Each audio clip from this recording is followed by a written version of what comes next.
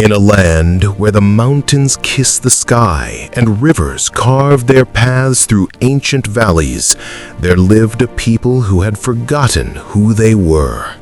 The children of Israel, God's chosen ones, a nation forged through fire, delivered from slavery, and carried across the wilderness on the wings of divine promise.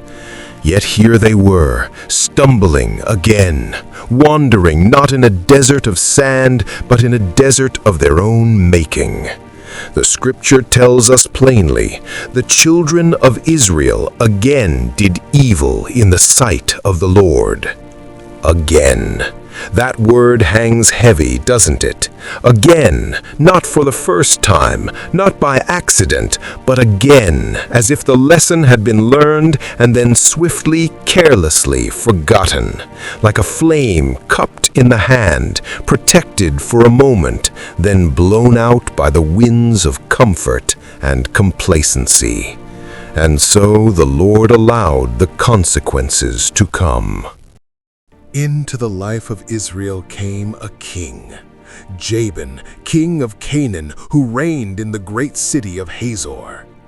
He was no gentle ruler. His hand was iron, his heart was stone, and his grip upon the people of Israel was merciless. For 20 long years, 20 years, the children of Israel groaned under his oppression. 20 years of heavy burdens, 20 years of fear, 20 years of walking with their heads bowed, their spirits crushed, their freedom a distant memory. And what was the weapon of Jabin's power?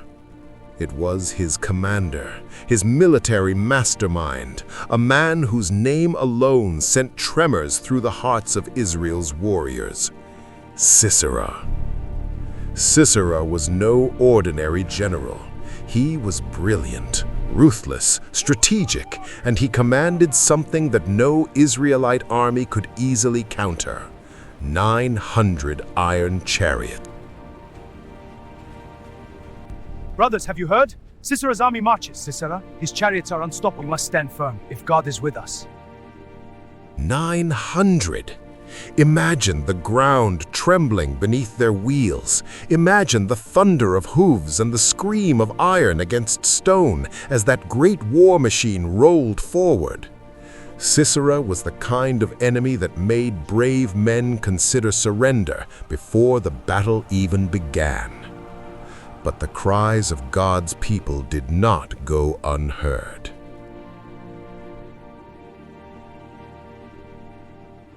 In those dark days, there arose in Israel a woman of extraordinary courage and wisdom. Her name was Deborah. She was a prophetess, a judge, a mother in Israel. She sat beneath the palm of Deborah, between Ramah and Bethel in the hill country of Ephraim, and the people came to her. They came with their disputes, their questions, their fears. And she answered them not from her own understanding, but from the very heart of God. Deborah was not a woman who waited for someone else to do what needed to be done. She was not a woman who looked the other way when her people suffered. She carried the word of the Lord like a torch, and she was not afraid to walk toward the darkness.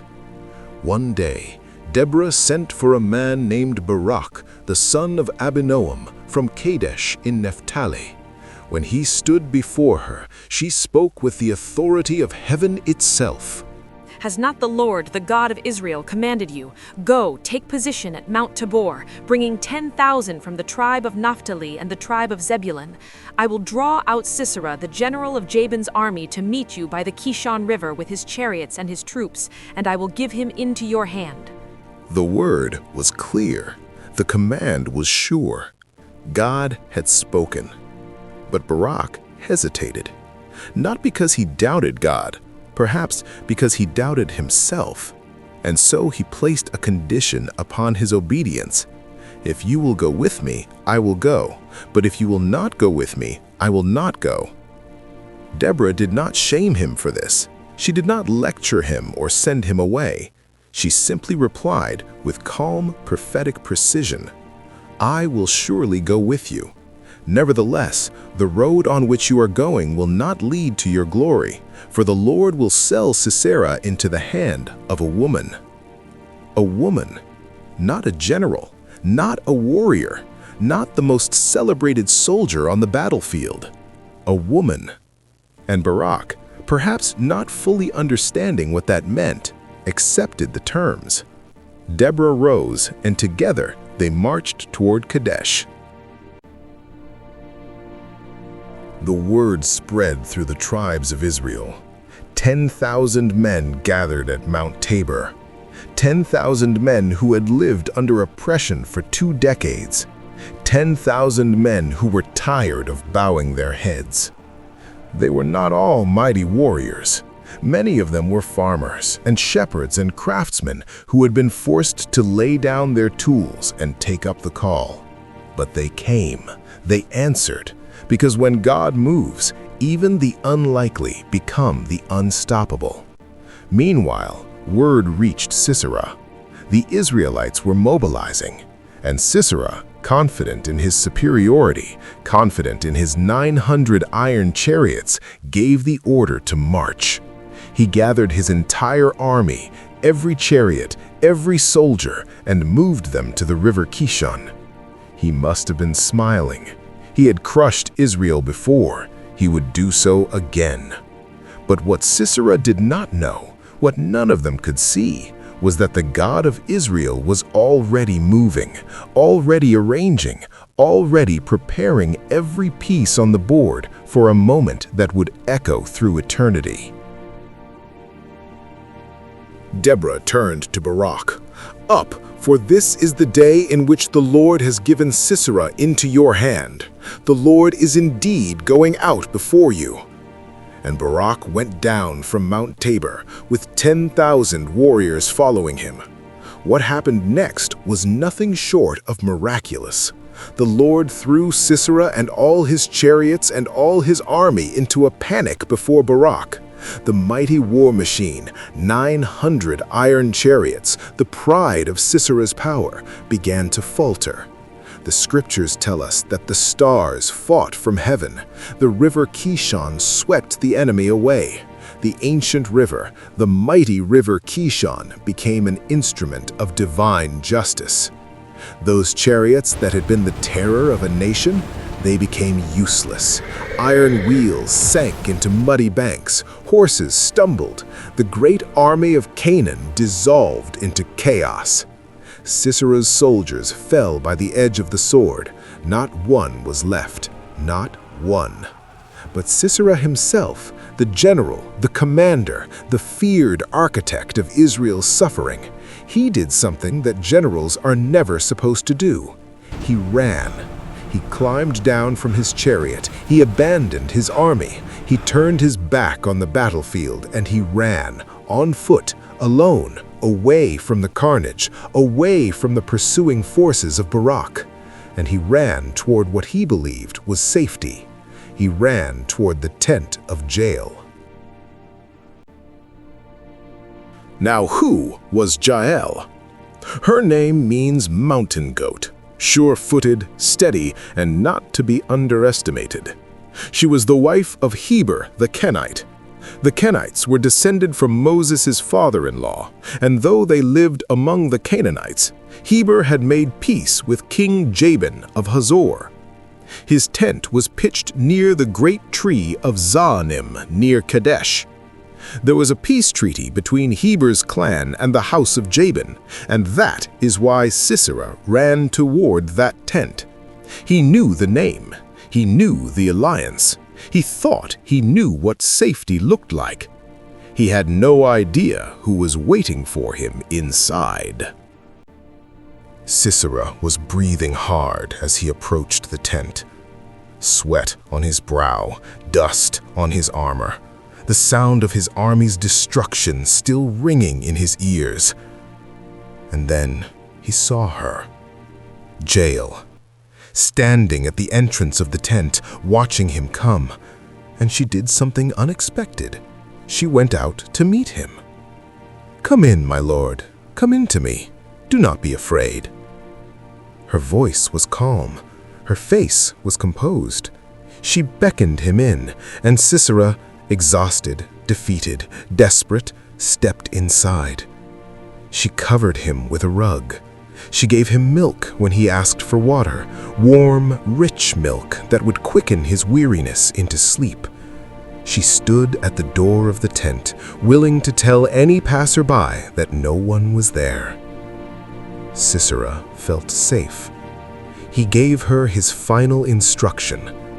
Stand at the entrance of the tent, and if anybody comes and asks you, "Is anyone here?" say no. Then the great general closed his eyes, and he slept. This is where the story turns. This is the moment that Deborah's prophecy reached its fulfillment. The Lord will sell Sisera into the hand of a woman. Jael moved quietly, with purpose, with a steadiness that belies the gravity of what she was about to do. She took a tent peg, the kind of tool she had used 1,000 times before, driving stakes into the ground as her family moved from place to place. It was in her hands like an old friend. She took a hammer, and she approached the sleeping general. There was no army at her back, no armor on her body, no sword at her side. Just a woman, a tent peg, a hammer, and the still, quiet certainty that this moment had been appointed from before she was born. She drove the tent peg through his temple, into the ground. And Sisera, the feared, the mighty, the merciless general who had oppressed an entire nation for 20 years, was no more. Moments later, or perhaps it was hours, Barak arrived, still pursuing Sisera, still searching for the general who had escaped the battlefield. And Jael came out of her tent to meet him. "Come, and I will show you the man whom you are seeking." Barak stepped inside, and there lay Sisera, dead, with the tent peg through his temple. The prophecy was complete. The general had not fallen by the hand of Israel's army. He had not been taken captive by Barak, the commander. He had been brought low in the most unexpected of ways, in the most unexpected of places, by the most unexpected of hands. A woman who kept a tent, a woman with a hammer, a woman whose name would be remembered long after the names of many kings were forgotten. On that day, Deborah and Barak sang. They lifted their voices together in a song of praise, one of the oldest songs in all of Scripture, a song that celebrated what God had done, a song that named the tribes that had answered the call, a song that honored the ordinary people who had done extraordinary things in the hour of their nation's need. And in that song, Jael was lifted high. Most blessed of women be Jael, the wife of Heber the Canaanite, of tent-dwelling women most blessed. Most blessed. Not most powerful, not most trained, not most celebrated before that day, but most blessed. Because blessing does not always look the way we expect it to. Because God does not always work through the people we assume He will use. Because the greatest victories in the kingdom of heaven are often won in quiet places by quiet people who simply said yes in the moment that mattered. The song continues, painting a vivid picture of that night, the tent, the milk, the moment of courage. And then it shifts to another scene, Sisera's mother standing at her window, waiting for her son to return. Her attendants reassuring her that he must be dividing the spoil, gathering captives, taking his time. She waited. He never came. So perish all your enemies, O Lord, but may your friends be like the sun as it rises in its might. So what do we carry away from this story? What is the lesson that God has preserved for us in these ancient sacred pages? First, God uses the unexpected. If you had drawn up a list of the people most likely to deliver Israel from Sisera, Jael would not have been on it. She was not an Israelite. She was the wife of a man who had made peace with the enemy. She had no military training, She had no title, she had no army behind her. And yet, God chose her. God is still doing that today. He is looking for people the world would overlook. People who feel too ordinary, too quiet, too small. People who think that history is made by someone else. If that is you, hear this. Jael's story is your story too. Second, faithfulness in the small things prepares you for the great ones. Jael knew how to drive a tent peg because she had done it 1,000 times before. The skill that saved a nation was the same skill she had used in her daily, unnoticed life. Do not despise the small, daily acts of faithfulness. God is sharpening you for a moment you cannot yet see. Third, courage is not the absence of fear. It is obedience in the presence of it. We do not know what Jael felt in those moments, but we know what she did. She acted. She did not wait for a sign. She did not wait for permission. She did not wait for someone more qualified to come along. She recognized the moment and she moved. Fourth, God always keeps his word. Deborah spoke a prophecy before the battle. Sisera would fall into the hand of a woman. It seemed impossible. It seemed unlikely. But every word came to pass, exactly as God had declared. Every promise God has spoken over your life will also come to pass.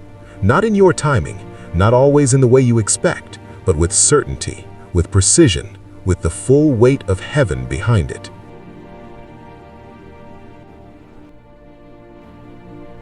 The land had rest for 40 years after that day. 40 years of peace, 40 years of harvest, 40 years of children growing up without the shadow of Sisera's chariots on the horizon. And it began not on the battlefield, but in a tent, with a woman who said yes. Jael, the wife of Heber the Canaanite, most blessed of tent-dwelling women, a warrior who never wore armor, a deliverer who carried a hammer, not a sword. She is a reminder to all of us that the greatest stories God writes are not always the ones we plan.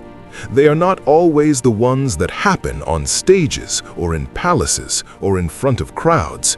Sometimes they happen quietly, in the hidden places, in the moments when no one else is watching except God. And He sees everything. He saw Deborah sitting under her palm tree, speaking courage into a hesitant commander. He saw Barak choosing to go even when he was afraid. He saw 10,000 ordinary people climbing down a mountain towards an impossible battle. And he saw Jael standing at the door of her tent, waiting for a moment she could not have known was coming.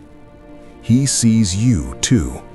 Whatever tent you are keeping, whatever ordinary life you are living, whatever moment is approaching that you cannot yet see, be ready, be faithful, be courageous, because the story God is writing through your life may be more extraordinary than you have ever dared to imagine. If this story blessed you, don't keep it to yourself. Hit that like button and share it with someone who needs encouragement today. And if you haven't subscribed yet, join our family. New Bible stories are on the way, and you don't want to miss a single one.